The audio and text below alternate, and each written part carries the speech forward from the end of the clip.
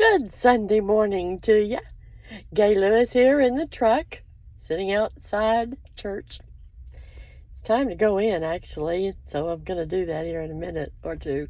But I wanted to say hello to you. I haven't been faithful about doing that lately. I've been kind of lazy, busy, all those things, procrastinating, and maybe a little depressed. You ever get that way? Um, so many things can happen that cause those moods to come upon you, right? As we begin our Sunday school lesson this morning, it's in Matthew, 3rd chapter, Matthew 3 and 4. Don't let that one out either, or forget that one. But Jesus was led into the wilderness to be tempted by the devil. And God says he put him there. God took him to the wilderness to be tempted by the devil. And I thought, why, Lord, would you want your son to be tempted by the devil? Or tested?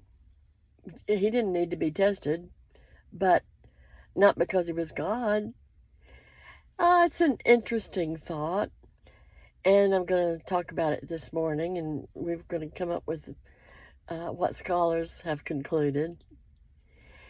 But I'm also relieved to think that God had his own son tempted, because Jesus knows then more about our temptations. And one of his first temptations was hunger. He had fasted 40 days, so of course he was hungry. And so many of us are faced with the temptation of hunger and eating things we're not supposed to, seeing things maybe that will harm our health, that sort of thing. And there he was, tempted to turn rocks into bread and eat.